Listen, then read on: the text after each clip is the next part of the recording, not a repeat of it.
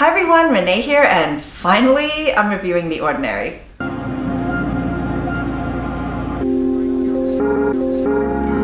So thanks for your patience. I actually would have loved to have reviewed this line earlier. I actually got my first order about 4 months ago, but I actually feel like I really needed this time period before I could give you a fair review. The Ordinary is a line from parent company Deceim, and all the products in this line are focused around proven cell-communicating ingredients. And for many of these ingredients, even their prescription counterparts require about 12 weeks of use before you can expect a noticeable difference. So I figured I should give some of these products at least that amount of time to work. Otherwise, my review might just be limited to how it feels on my skin, whether it absorbs quickly, if there's a scent, but honestly, I'm really glad that I waited. So the first thing I love about this line is that it speaks to people like us who are pretty serious about skincare, or at least we're more aware and conscious of what we're putting on our skin. I mean, you gotta love that none of these products are called like Radiant Glow Serum. These are little like lab vials that are identified by the key ingredient in the formula. These have no gimmicks, no frills, no luxury, no skintertainment, and the geek in me loves that, which is why I feel this line is very appropriately named The Ordinary. These are simple formulas that are highly concentrated and very, very focused. And the prices definitely reflect that these are no frills. They are reasonably priced. In my own experience in product development, the ingredients that can really drive the price of a formulation up are the ones that are more labor intensive and take time.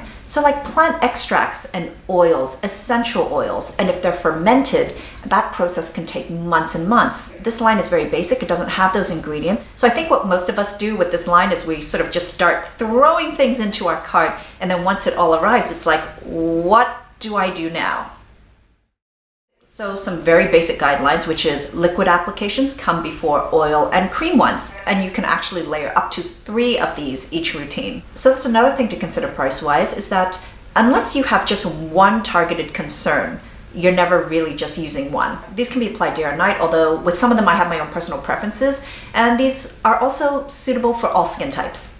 So I'm going to start off by talking about the hyaluronic acid 2% plus B5. Pretty much all the liquid applications use hyaluronic acid as a base. The focus of this hyaluronic acid and panthenol vitamin B5 is basically all about hydration. So this contains 3 different molecular weights of hyaluronic acid, so it doesn't sit on a layer on top of your skin, but it also has smaller molecule sizes that can affect the deeper layers of your skin too. Hyaluronic acid draws in moisture and can hold up to 1,000 times its weight in water. The issue is if you're in a very dry climate and there is no moisture in the environment to draw from, then it will draw moisture from your skin, which can conversely end up leaving you more dehydrated. The lower molecular weights can reach the deeper layers of the skin, where it can affect collagen production, promote healing, and also help water retention in those deeper layers. And what that does will give your skin that nice plumped out look. The panthenol B5, amongst other benefits, is also a humectant that really helps in this formula to keep your skin hydrated. So this is great for anyone with dehydrated skin. If your concerns are anti-aging, or if you have oily skin,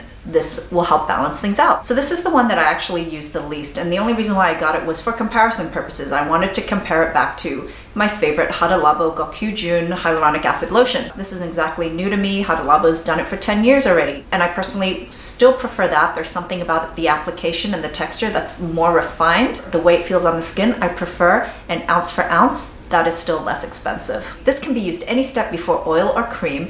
I actually find this works really well layered underneath an oil. Now the Matrixyl 10% plus hyaluronic acid.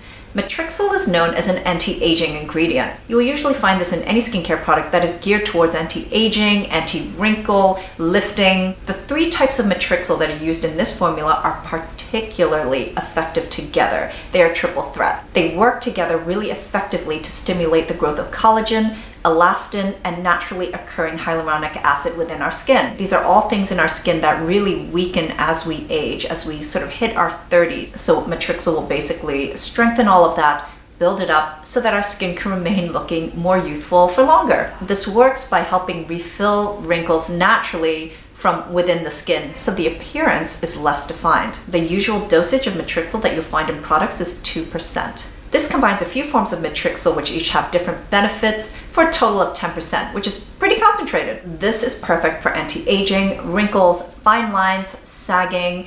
I actually love the way this feels on the skin. This is probably my favorite in terms of texture and spreadability and just the way it feels. But the way I like to use this the most is actually under the eyes. My area here has been, the last 2 months, so I've started using this under here as an eye serum underneath my eye cream and love it. I mean, just the immediate impact of the hyaluronic acid alone plumps this area out. It's great. The results have been quite similar to my beloved Amore Pacific's Vitalizing Eye Essence. Over time, I feel in a similar way, this has also kind of plumped out those fine little pesky lines around this area. And a lot of you have been asking me for less expensive alternatives for that eye essence. So, you might want to give this a try. Now for Buffet, which is a very ordinary way of describing a serum. This is the most traditional serum out of all the other products in that it combines a bunch of ingredients and technologies that are formulated together for better results. Whereas the other products are more focused on high concentrations of just one ingredient,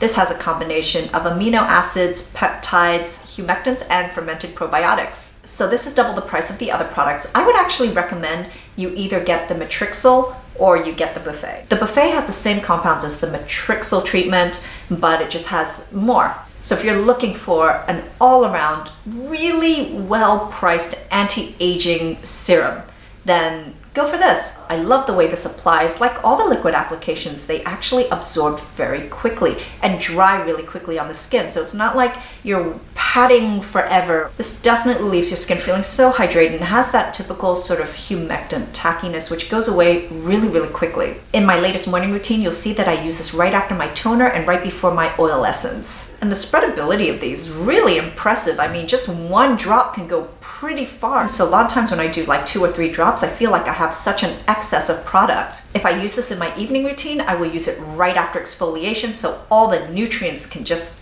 sink in. This is a great serum for prevention, for skin strengthening, anti-aging. The alpha arbutin 2% plus hyaluronic acid was one of the ones that I was most interested in. Arbutin is an ingredient that's been really popular in Asian products for a long time. It's basically what's in all the whitening and brightening products. And as I mentioned in a previous video, the whitening and brightening products are not strong enough to bleach your skin. So what alpha arbutin is a melanin inhibitor. What it can do is help hyperpigmentation, sunspots, freckles, any area that might have excess pigment. It will help fade those spots plus prevent them from getting darker. It's also a great ingredient if you have redness or red blotchy skin. Any type of uneven complexion, that's what this is for. This is also an alternative to hydroquinone. So many years ago, I used prescription strength 4% hydroquinone on this spot right here. I have this one spot of hyperpigmentation that used to actually be really quite dark. And I find that a prescription strength hydroquinone was the only topical product that I used that actually made a difference and actually did lighten that pigment area. But it took quite a few months of use before I could start seeing a difference. And then it eventually just lightened up a lot. And the problem with hyperpigmentation is even after you treat it, it does eventually come back. So you have to consistently treat it. Although I'm not sure hydroquinone